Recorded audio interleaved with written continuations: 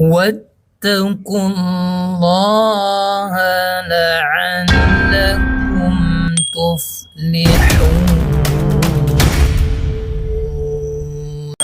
Sahabat karakter, alhamdulillah senang bahagia hari ini kita kedatangan tamu nih luar biasa, Ustazah Maryani. Alhamdulillah. Jadi beliau tadi baru mengisi kegiatan ya, kegiatan coaching untuk MKM. Sering kayaknya kepada panjangnya enggak? Alhamdulillah. Tapi kemarin baru hari ini ya. Kemarin dan hari ini untuk minggu ini. Iya, Nanti 3 minggu ke depannya 2 hari setiap hari. minggu. Jadi beliau sering mengisi training kegiatan ya di Sumatera Barat tentunya, di Padang, di Bukit Tinggi, dan di beberapa tempat lainnya. Dan juga beliau sebagai mentor juga di Akademi Trainer luar biasa. Ada NLP juga yang beliau pelajari, dan juga setahu saya juga masuk dalam Blended Business Coaching ya, Dr. Fahmi. Alhamdulillah ini banyak pengalaman luar biasa, dan tapi yang paling luar biasa dan spesial, beliau ini juga merupakan trainer untuk Stephen ya, tes potensi genetik ya, tes minat bakat. Nah, ini yang pada kesempatan kali ini insya Allah kita akan berbicara, kita akan tanyakan, dan kita akan diskusi insya Allah mengenai potensi genetik.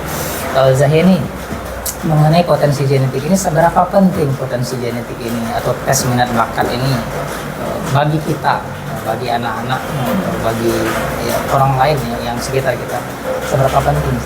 Iya, bismillahirrahmanirrahim. Terima kasih Ustaz Barli sudah diberi kesempatan untuk hadir di sini berbagi cerita tentang seberapa pentingnya potensi genetik ini kita ketahui. Kita bisa melihat sebagai manusia ya, mulai dari kita yang sudah dewasa, dari anak-anak, kita nanti akan pasti punya tujuan.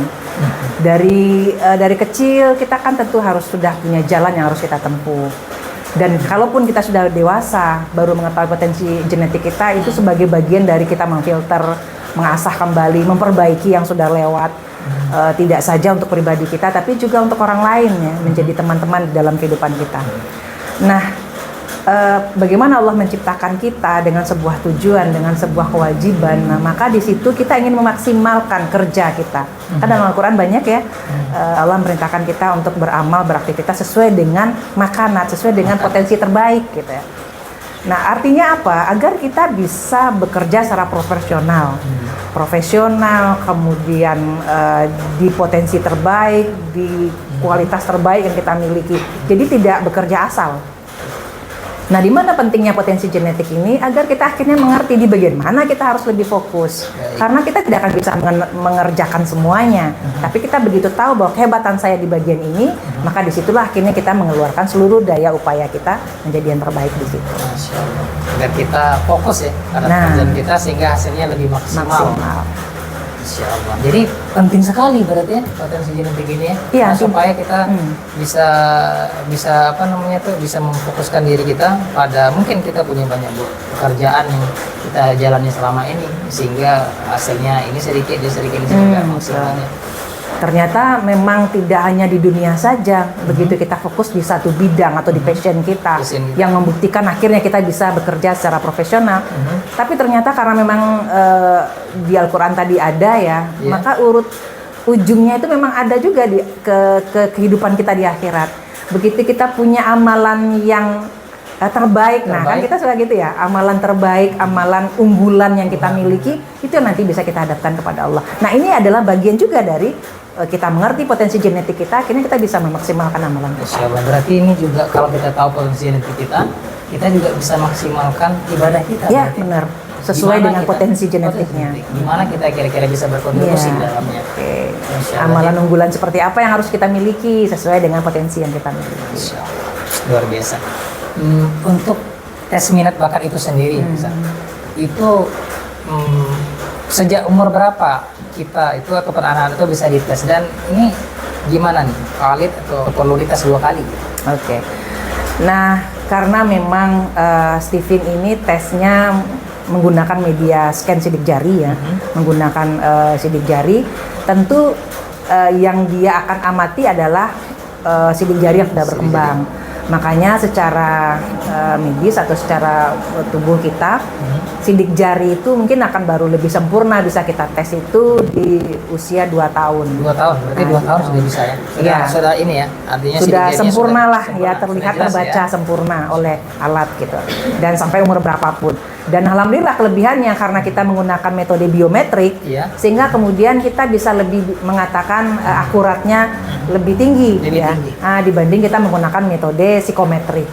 Ya karena sudah ada di sidik jari, yang sidik jarinya sudah pasti lahir begitunya dari Allah, tidak akan pernah ada yang berubah. Hatta anak kembar sekalipun tidak ada sidik jarinya yang sama, Iya. sehingga kemudian ini yang membuatnya lebih akurat. Gitu. Lebih akurat. Jadi tidak perlu dites 2 kali ya? Nggak perlu tes, sekali seumur hidup saja. Sekali seumur hidup. Selagi sidik jarinya masih itu. Gitu. Memang ada orang yang sidik jari yang bisa berubah gitu? Enggak. Gitu. Nah, ya. Baik, alhamdulillah. Nah, ini Za, kan tadi saya sampaikan mengenai pentingnya itu bagaimana kita bisa menetapkan tujuan kita, bagaimana kita bisa maksimal fokus pada kegiatan kita, bahkan sampai ibadah kita. Ini untuk anak SMA nih, kan anak SMA kadang-kadang sebagian besar galau memilih jurusan, atau bahkan mereka sebagian mungkin salah jurusan, akhirnya pada suatu ketika mereka ketika sudah selesai dari kuliahnya bingung mau ngapain. Nah ini penting nih khususnya nih untuk anak-anak SMA, itu bagaimana sih bisa nggak untuk memilih jurusan yang tepat atau minatnya, dia ketahui minatnya daripada tes itu tes bakat tersebut. Jadi memang kelebihan mengenal potensi genetik ini karena dia adalah potensi genetik. Genetik itu menyangkut seluruh aspek kehidupan. Jadi tidak hanya sekedar kita mengenal pribadi, mengenal kelakuan, mengenal perangai, bagaimana berkomunikasi dan segala macam, tapi benar-benar mewujudkan apa yang harus kita lakukan tadi ke depan. Bagi anak sekolahan misalnya, dia akan mengetahui kehebatan potensi bakatnya dia di mana, sehingga akhirnya dia bisa memilih, saya harus memilih jurusan yang bagian mana, di dunia mana saya akan nanti bergerak agar saya bisa lebih fokus, sampai kemudian ke profesi. Jadi walaupun dari SMA dia milih jurusan yang tepat, oh saya mungkin kalau dia otak kanan, otak kiri misalnya, maka dia akan sesuaikan agar dia merasa lebih, kalau di Steven istilahnya gue banget gitu ya, dia merasa lebih gue banget di bidang itu, karena memang kekuatan otaknya di situ, sehingga akhirnya dia lebih memaksimalkan kerja otaknya dan ke gue bangetannya tadi, kesukaannya tadi di situ. Nah akhirnya dia merasa lebih enjoy di jurusan itu, dia bisa menjadi lebih fokus dan bisa lebih maksimal. Sehingga tidak hanya sekedar di jurusan, nah ujung-ujungnya nanti juga ke profesi. Gitu. Apa yang akan dia jalani setelah itu?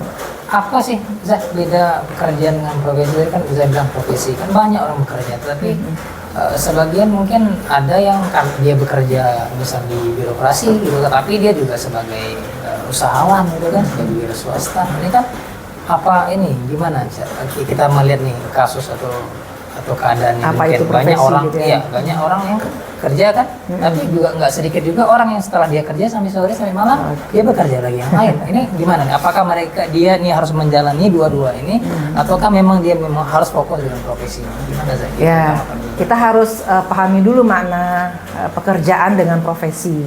Kalau pekerjaannya semata-mata kita bekerja karena ada hasil yang dicapai, ya mungkin maisha keuangan sebagai mata pencarian. Begitu mata pencariannya dapat, ya selesai. Dia tidak punya tuntutan, tanggung jawab dan yang lain-lainnya. Sementara profesi ini ada tuntutan yang dia miliki. Dia tidak semata-mata itu sebagai mata pencarian. Kadangkala bukan itu yang menjadi tujuan. Tapi dia merasa bahwa itu adalah tuntutan dirinya, keinginan dirinya. Kalau bahasa sederhananya ya ada statement yang mengatakan profesi itu hobi yang dibayar gitu loh. Dia hobi, dia senang di situ ya, hobi saya di situ, tapi kemudian karena hobi tadi dia mampu menjadikannya lebih profesional di situ, dan akhirnya yang cuan, yang uang itu mendekat begitu saja, hobi yang dibayar. Nah profesi itu semata-mata kemudian juga ada karena panggilan ilahi. Panggilan ilahi. Sehingga akhirnya profesi itu dia tidak akan pernah berhenti walaupun mungkin dia sudah pensiun dari pekerjaannya. Sementara profesinya tidak akan pernah berhenti sampai dia mati. Karena apa ya, panggilan jiwa, panggilan hidup, panggilan Tuhan mungkin ya bagi yang mengambil profesi tertentu. Seperti dia ini ya, bekerja dengan hati, dengan mengharapkan bukan hanya daripada manusia tetapi juga dari ilahi. Iya. Dan sekaligus seperti dia ingin tertuntut untuk memberikan atau mewariskan legacy ya untuk keturunannya, untuk generasi ya bentuk pengabdian dia mungkin sebagai bagian untuk memang membekali dirinya sebagai bekal dia untuk akhirat misalnya. Jadi benar-benar profesi itu memang tidak bisa kita hitung, tidak bisa kita takar gitu loh. Dari apa yang dia dapatkan tidak, bahkan walaupun dia tidak mendapatkan sesuatu tapi kesenangan, kebahagiaan yang dia dapatkan. Jadi kalau misalnya orang mengatai potensi minat bakat itu berarti bisa lebih bahagia dan lebih sehat gitu kan? Karena dengan kita mengenali passion yang sesuai dengan potensi genetik kita yang main di situ, akhirnya kan kita lebih yang mendorong kita untuk melakukan pekerjaan itu bukan lagi semata-mata karena uang atau karena sesuatu, karena prestasi atau apa gitu loh. Tapi benar-benar karena keinginan hati, karena panggilan. Nah makanya tadi kalau di profesi itu ada panggilan hidup, panggilan jiwa, kenikmatan dalam melakukan itu. Nah, makanya tadi hobi yang berbaik. Ya. Orang kalau hobi kan dia nggak peduli. Orang mancing coba. Sebagai hobi mancing apa? Sampai tengah malam pun ada juga yang mancing kan. Di waktu-waktu yang selatan kapan-kapan entah di mana namanya mancing dia akan pergi mancing. Jangan sampai seperti itunya kalau sebuah hobi. Sama nih sama Zahini, beliau hobi memberikan training. Mau sore mau malam sampai tengah malam pun jadi. Ngantuk lagi tuh. Jadi ada istilah apa ya? Ada istilah bahwasanya itu sesuatunya kerjanya itu kayak main, tetapi hasilnya nggak main-main, betul ya? Hasilnya bukan main, itu nggak main-main. Begitu, begini passion itu ya. Passion itu kan seperti tadi, kita menikmati ya. Bahkan kadang jujur, pada saat kita sudah bekerja dengan passion kita tadi, dengan keinginan jiwa, dengan sesuai dengan genetik kita tadi, kita nggak peduli kita dibayar atau tidak gitu lah. Nah ini khusus nih kita bercerita feeling nih kan, kita sama-sama feeling nih gitu ya. Nah feeling itu kan memang salah satu kelebihannya adalah di magnify, membesarkan orang. Jadi dia kadang nggak peduli walaupun dia sudah keluar ngajarin orang seberapa banyak, dia nggak peduli dia akan dapat apa setelah itu. Kadang itu tidak jadi pikiran bagi dia. Tapi karena memang seorang feeling itu orangnya memang empatik ya, kemudian memang peduli. Nah kekuatan itu yang mendorongnya melakukan sesuatu. Nah inilah kelebihannya jika kita berbuat sesuai dengan genetika kita. Kita akhirnya sadar gitu loh. Kenapa sih saya seperti ini nih, jujur nih, benar kata Ustaz Barli tadi sampai malam pun ngisi. Saya jujur lagi sakit pun, ini kan lagi kurang fit nih ya, batuk sedemikian rupa gitu ya. Tapi kalau sudah ngomong di depan audiens, ngomong tempamente itu nggak kenal hari, nggak kenal waktu. Makanya nggak nampak kan beliau sering sakit nih kayaknya. Jadi mungkin bisa ditanya ke Witrit. Kita itu materi itu jalan seperti apa, ngomong paling cepat, nggak berhenti. Karena mungkin karena kekuatan feelingnya dikasih Allah itu, gitu loh. Sehingga kita enjoy aja, gitu loh, apapun yang kita dapat. Dan kadang itu menjadi obat penyembuh. Jujur saya merasakan kalau sudah berbicara depan orang banyak itu kadang menjadi obat penyembuh buat kita gitu. Jadi benar ya, nikmat kebahagiaan itu memang ketika kita bisa menjalani profesi kita atau pekerjaan kita memang sesuai dengan genetika kita ya. Sebagaimana Zah sampaikan tadi, bisa membuat kita bahagia, bisa membuat kita sehat, bahkan lebih bukan.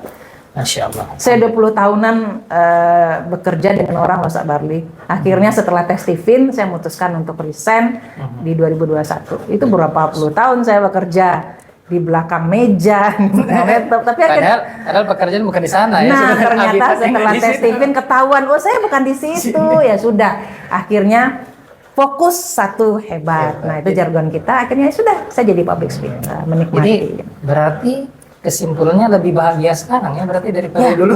Walaupun duitnya nggak jelas. Karena gini, kalau dulu kita gajiannya kan jelas tuh, sebulannya sekian-sekian udah pasti dapat. Tapi tadi ceritanya kan nggak dibayar nggak apa-apa.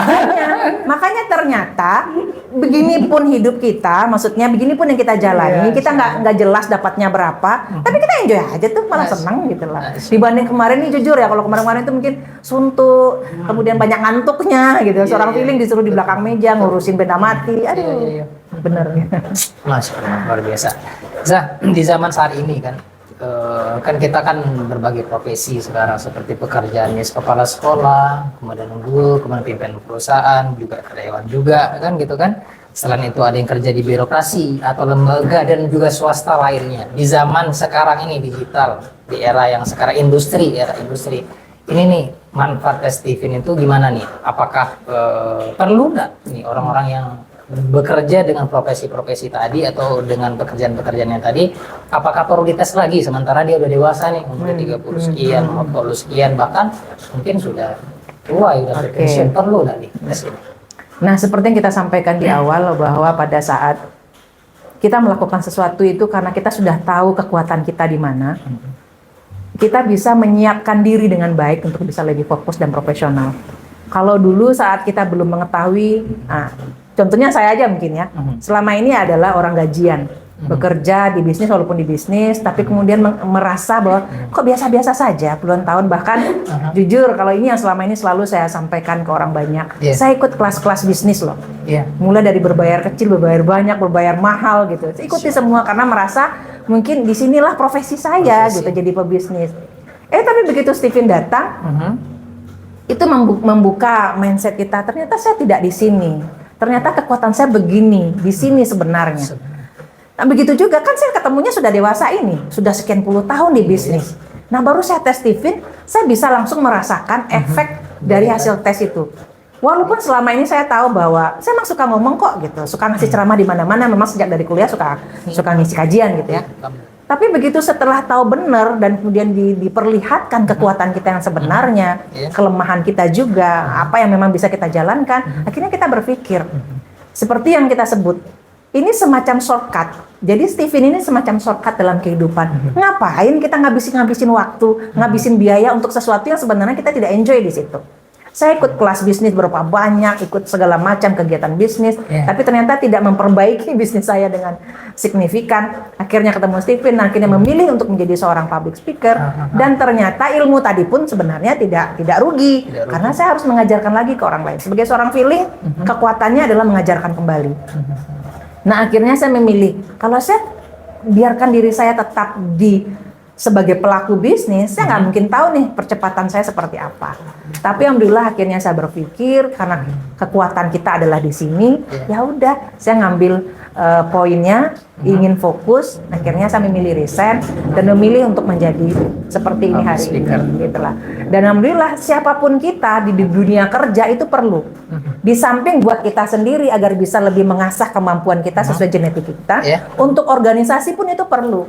Agar masing-masing bisa dipetakan di mana dia penempatannya lebih pas. Agar orang dengan kompetensi yang sesuai di sini bagiannya.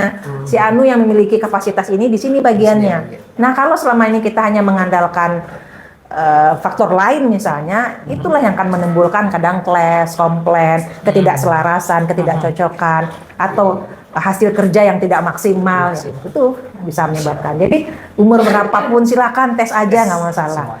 Akan menjadi maksimal. Tesnya dari umur berapa? Saya tahun 2018. 2018 tesnya? 2018 saya baru tes Stephen. Walaupun mengenal Stephen itu sebenarnya sudah sejak 2012, tapi waktu itu belum tertarik. Sama. Saya pribadi juga udah kenal Stephen dulu waktu kuliah.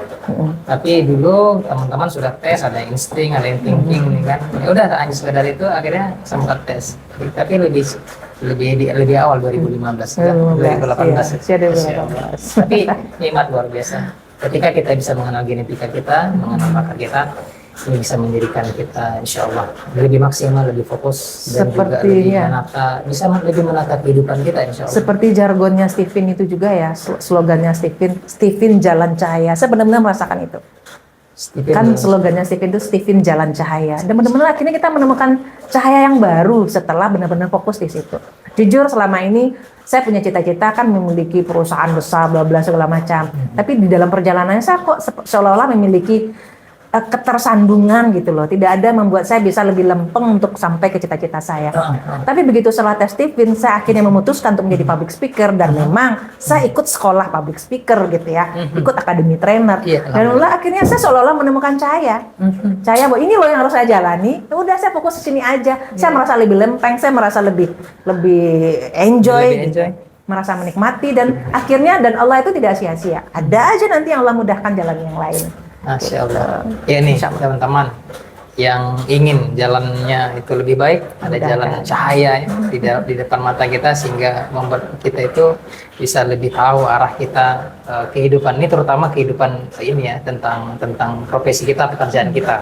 Adapun tentang kehidupan ataupun yang lain akhirat itu tentu kita sudah punya tuntunan kita ya, insya Allah Al-Quran dan Sunnah. Tapi ini lebih kepada profesi, pekerjaan, dan juga kehidupan kita sehari-hari di masyarakat, dalam keluarga gitu ya, dan juga di dalam menjalani pekerjaan kita. Masya Allah, mudah-mudahan ini bermanfaat ya bagi kita semuanya. Saya ini terima kasih, syukran jazilan, insya Allah. Barakallahu fiik, insya Allah mudah-mudahan ilmu yang diberikan hari ini, sharing hari ini bisa bermanfaat dan tentunya bisa menginspirasi semuanya. Salam sahabat karakter. Assalamualaikum. Salam.